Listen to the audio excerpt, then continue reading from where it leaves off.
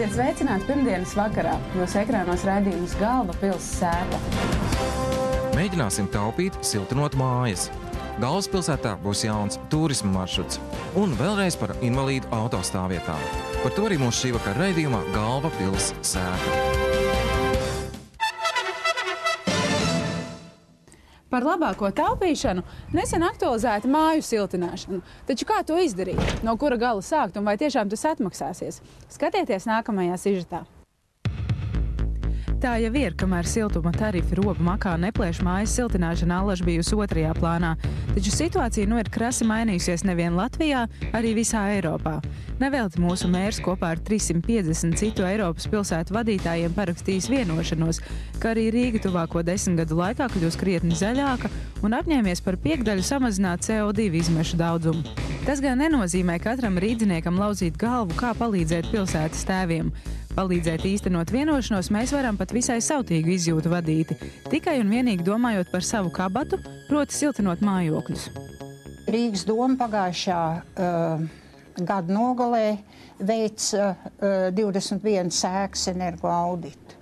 Un energoaudits parādīja, tā kā mēs analīzi veicām par tiem izdarītajiem energoauditiem, tas parādīja, kā tie priekšlikumi, kur auditā tiek ieteikti dzīvojumām mājām, dod apmēram no 40 līdz 70 pat vairāk procentu siltumenerģijas ietaupījumu uz ēkas apkuri. To mēs nevaram tagad nest. Ne celt, ne nest. Tad jūs neesat ar mieru siltināt māju? Māju siltu gribas, bet par to siltumu acīm redzot arī jāmaksā ir. Šobrīd, es domāju, daudz cilvēku daudz ko vienkārši vairs nevar atļauties. It kā vajadzētu siltināt, bet tām summām gan tagad daudz bez darba ir arī būtu švaki visiem samaksāt reāli. Nezinu, vai tas ir iespējams, bet katrā gadījumā tas ir vajadzīgs, jo ar mājas siltināšanu iedodarbosies, tad būs mazākie siltumenergo zudumi, līdz ar to arī ekonomēt tiks nauda cilvēkiem. Tā kā es uzskatu, tas ir vajadzīgs, bet cik reāli tas tik panākts, grūti pateikt. Taisnība, izmaksas ēkas siltināšanai nav no mazākajām. Rīgas enerģētikas aģentūras veiktie mērījumi liecina, ka nauda, ar ko katra dzīvokļa saimniekam jārēķinās, būtu 50 līdz 60 lati uz katru viņa dzīvojumās platības kvadrātmetru. Aptuveni rēķinot 50 kvadrātmetru lielu dzīvokļa saimnieks par nama siltināšanu samaksātu vismaz 2500 latu. Tas jau nav nopietni.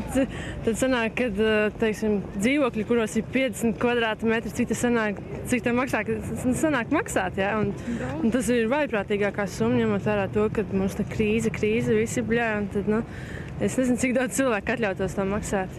Personīgi es būtu gatavs, bet es domāju, ka ir cilvēks slānis, kas principā nav gatavs arī tādai naudai. Bet, viņi būtu par katrā gadījumā, bet finansiāli viņi nebūtu spējīgi to izdarīt, teiksim tā. Un kāds jūsuprāt būtu risinājums, ko tad darīt? Vajag siltināt, naudas nav? Vajag siltināt, naudas nav, grūti pateikt. Jāmeklē tā nauda, jo katrā gadījumā tas ir nākotnes investīcija, kas atmaksāsies. Risinājums ir. Par laimi ēku siltināšana ir untums, ko vēlas arī Eiropa, līdz ar to Latvija. Laimes lādes gan nenāks un ēkas par savu naudu neapšūs, taču ir iespēja visai labu daļu no nepieciešamā finansējuma palūgt valstī un pašvaldībai.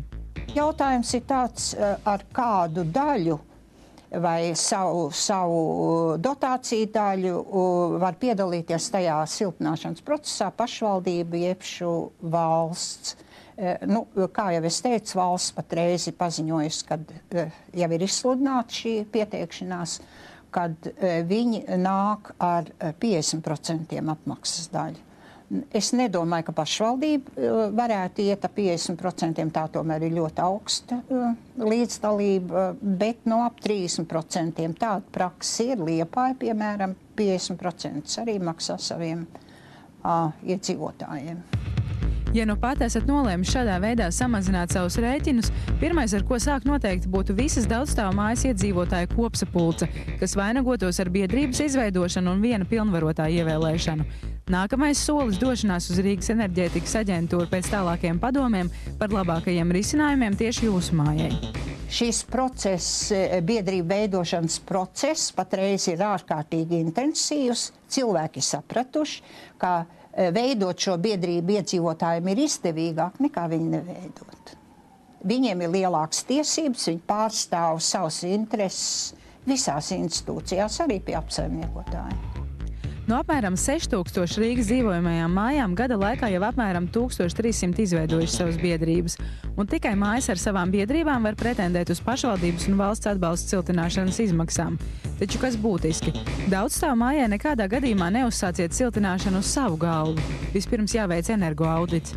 Rīgas enerģētikas aģentūra savā mājaslapā jau sākusi publicēt arī sliktos piemērus ēku siltināšanā. Piemēram, šī Ieriķu ielas ēka tika noklāta tikai ar dārgu augstumu atstarojošu krāsu. Rezultātā ekonomija mazāk par 10% un nauda izmesta vējā. Tāpēc pirms darbu sākšanas noteikti jākonsultējas ar speciālistiem.